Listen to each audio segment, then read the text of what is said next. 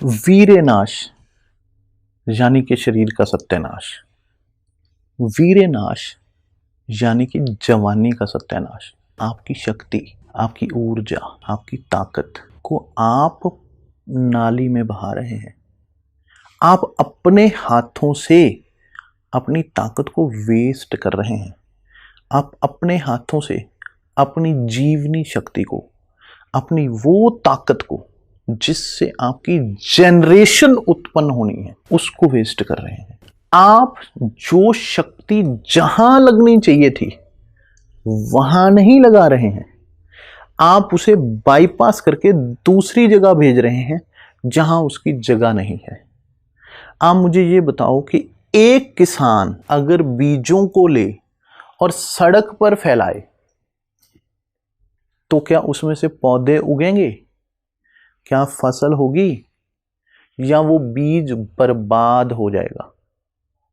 ठीक उसी बीज की तरह आपका बीज, जिससे कि आप भी पैदा हुए हैं, वो बीज जिससे आपके बच्चे पैदा होने हैं, जिससे आपकी संतानें, आपकी पूरी पीढ़ियां चलनी हैं, आप उस बीज को गलत काम करके, हाथों से बर्बाद करके, वेस्ट करके नाली में बहाने का काम कर रहे हो।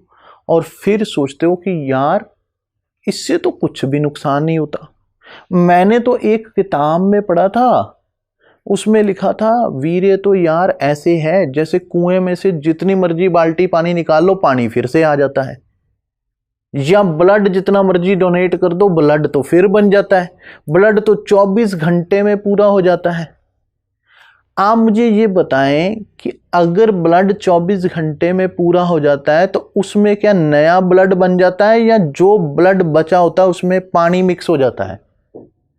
अगर उस ब्लड में पानी मिक्स हो गया तो उस ब्लड में उतनी शक्ति होगी जितनी शक्ति पहले थी, उतना आयरन होगा जितना पहले था, उतना हीमोग्लोबिन होगा जितना पहले था, उतने व्हाइट ब्लड सेल्स होंगे जितने पहले थे, उतने रेड ब्लड सेल होंगे जितने पहले थे, उतनी ताकत उस ब्लड के अंदर बचेगी जितनी पहले थी, जो आप देकर आ गए हो।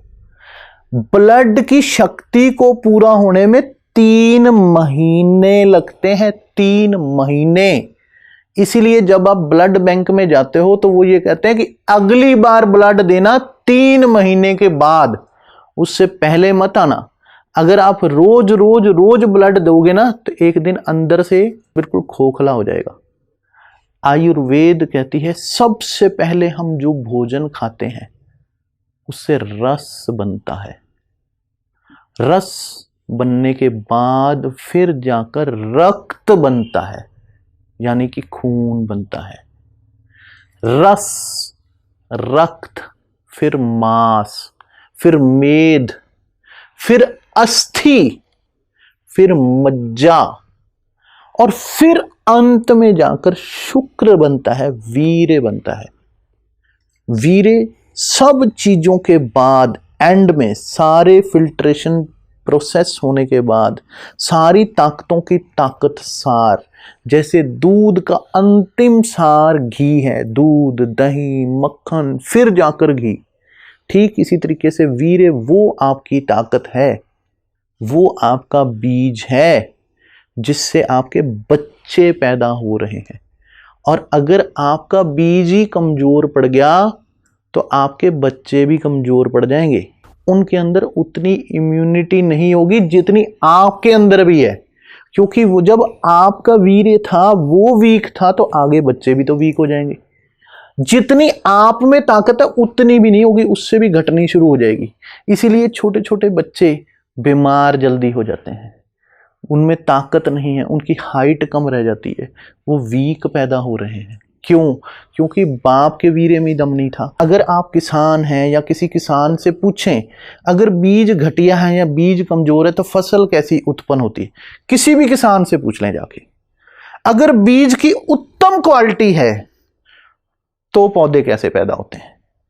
तो आप नहीं चाहते कि आपके बीज की उत्तम क्वालिटी रहे, आपका बीज बढ़िया रहे, आपका बीज दमदार हो, ताकतवर हो, आपकी स्त्री आपके गुण गाए, जो ताकत आपको स्त्री के ऊपर लगानी थी उस ताकत को आपने नाली में बहा दिया।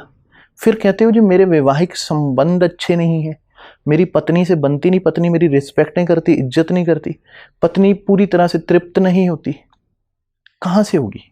आप ही तो लगे हो बर्बाद करने में।